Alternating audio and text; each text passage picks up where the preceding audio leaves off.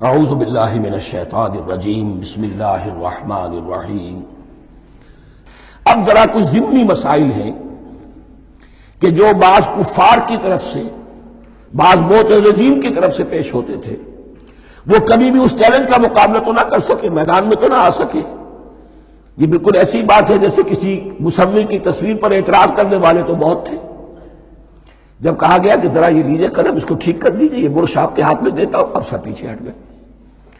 تو کوئی صورت قرآن کے مقابلے میں لانا وہ تو ان کے لیے ممکن نہیں تھی، لیکن ادھر ادھر سے اعتراضات کرنے کے لیے جو زبانیں کھلتی تھی ان میں سے ایک اعتراض نقل کیا جا رہا ہے۔ وہ یہ تھا کہ وہ کہتے تھے کہ قرآن مجید میں مکھی کی تشبیہ آئی ہے، یہ تو بڑی حقیر سی شے ہے، اعلیٰ کلام ہو اور اعلیٰ متکلم ہو وہ ایسی حقیر چیزوں کا تذکرہ نہیں کرتا۔ بیت العنکبوت مکڑی کا بھی ذکر ہے قرآن میں، اتنی حقیر شے کا، یہ کوئی اعلیٰ کلام نہیں۔ اس کا جواب دیا جا رہا ہے کہ اصل میں کہیں تشبیہ بیان کرنی ہے، تمثیل بیان کرنی ہے، تو دیکھنا یہ کہ جس شے کے لیے تشبیہ دی جا رہی ہے اس کی مناسبت والی شے ہو۔ شے کوئی بہت حقیر ہے تو کسی عظمت والی شے سے آخر کیسے تشبیہ دی جائے گی؟ وہ تو کسی حقیر شے سے ہی تشبیہ دی جائے گی تو جو اصل مقصد ہے تشبیہ کا وہ پورا ہوگا۔ ان اللہ لا یستحیی ان یضرب مثلا ما بعوضۃ فما فوقہا، اللہ تعالیٰ کو تو اس میں کوئی جھجک نہیں ہے، کوئی شرم نہیں ہے کہ وہ مچھر کی مثال بیان کرے، تو اس سے اوپر، اب یا فوقہا میں دونوں معنی ہو جائیں گے، یعنی کمتر اور حقیر ہونے میں اس سے بھی بڑھ کر، یا یہ کہ اس سے اوپر کی کوئی شے اس کی مثال دینے میں اللہ کو کوئی جھجک نہیں، اس لیے کہ مکھی بھی بہرحال مچھر سے تو ذرا بڑی شے ہے۔ اس معنی میں بھی ہو سکتا ہے فوقہا، اور فوقہا اس معنی میں بھی کہ اس سے بھی حقیر ہونے میں اس سے بھی بڑھ کر۔ فَأَمَّا الَّذِينَ آمَنُوا فَيَعْلَمُونَ أَنَّهُ الْحَقُّ مِنْ رَبِّهِمْ، تو جو لوگ صاحب ایمان ہیں وہ جان لیتے ہیں کہ یہ حق ہے ہمارے رب کی طرف سے۔ وَأَمَّا الَّذِينَ كَفَرُوا، اور جنہوں نے کفر کیا ہے، فَيَقُولُونَ مَاذَا أَرَادَ اللَّهُ بِهَذَا مَثَلًا، یہ کیا مثال اللہ نے دی، کیا ارادہ ہوا اللہ کا اس مثال کے ذریعے سے؟ ناک منہ چڑھا رہے ہیں، اعتراض کر رہے ہیں۔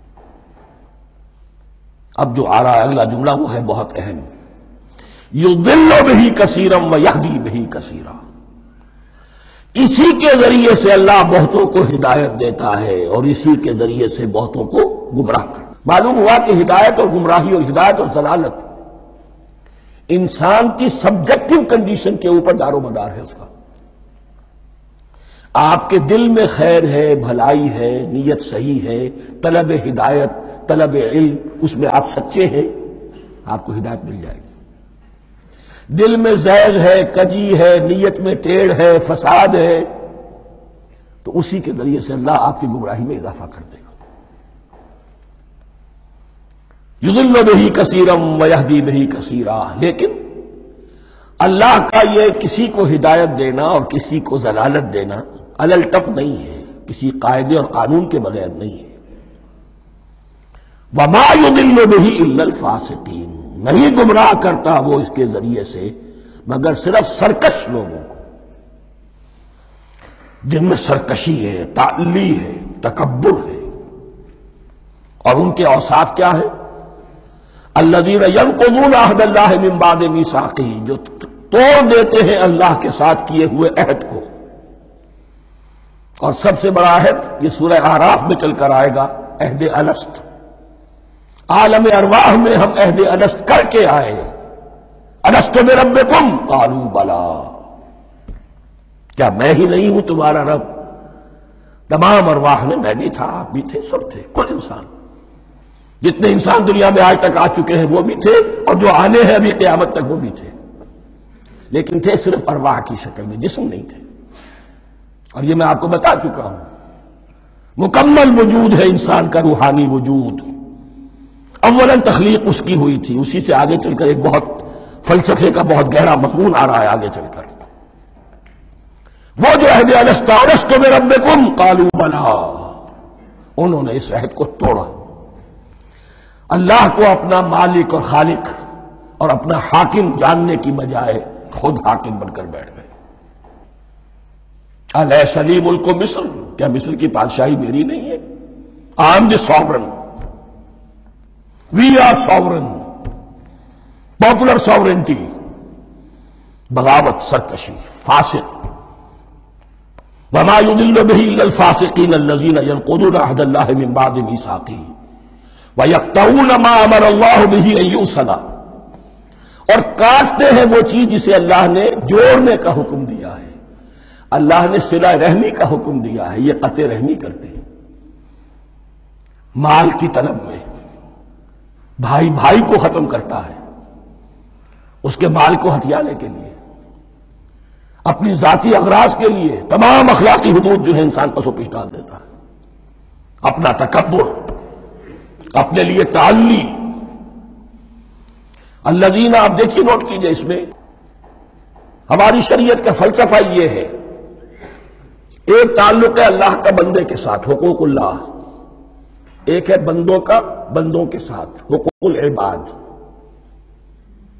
اللہ کا حق کیا ہے؟ اسے حاکم اور مالک، اور حاکم سمجھو، الملک سمجھو، خود اس کے بندے بنو. انسانوں کا حق کیا ہے؟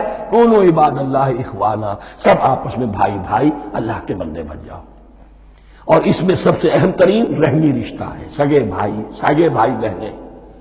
پھر دادی کے اوپر جا کر وہ کزنز آ جائیں گے، پر دادی پر جا کر اور جمع ہو جائیں گے، یہاں تک کہ آدم و حوا پر تمام انسان جمع ہو جائیں گے. تو رحمی رشتے کی بڑی اہمیت ہے. تو وہ فاسقین کے جو توڑتے ہیں اللہ کے عہد کو، اس کو مضبوطی سے باندھنے کے بعد، وَيَقْطَعُونَ مَا أَمَرَ اللَّهُ بِهِ أَن يُوصَلَ وَيُفْسِدُونَ فِي الْأَرْضِ، انہی دونوں چیزوں کے نتیجے میں زمین میں فساد پیدا ہوتا ہے. یا اللہ کی اطاعت سے باغی ہو گئے، اور یا آپس میں ایک دوسرے کی گردنیں کاٹنے لگے. اولئک ھم الخاسرون، یہی لوگ ہیں جو بالآخر خسارے میں، آخری اور دائمی خسارے میں رہنے والے ہیں. کیف تکفرون باللہ وکنتم امواتا، تم کیسے کفر کرتے ہو اللہ کا. بڑا پیارا انداز ہے. وکنتم امواتا، تم مردہ تھے، فاحیاکم، تمہیں زندہ کیا. ثم یمیتکم، پھر تمہیں مارے گا. ثم یحییکم، پھر جلائے گا. ثم الیہ ترجعون، پھر تم اس کی طرف لوٹ جاؤ گے، لوٹا دیے جاؤ گے.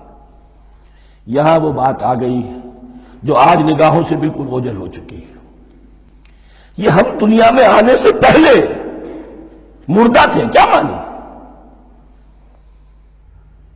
یہ مضمون آ کر اصل میں سورہ غافر یا سورہ مومن میں چل کر اس کی پوری وضاحت ہوگی. لیکن چونکہ یہاں تذکرہ ہو چکا ہے عہد انس کا، ہماری پہلی تخلیق ہوئی عالم ارواح میں، ارواح کی صورت میں، پھر ہمیں سلا دیا گیا. وہ ہماری پہلی موت تھی. مردہ جو ہے معدوم نہیں ہوتا، مردہ ہوتا ہے، بے جان ہوتا ہے، سویا ہوا ہوتا ہے. اور موت کو اور نیند کو تشبیہ دی گئی ہے.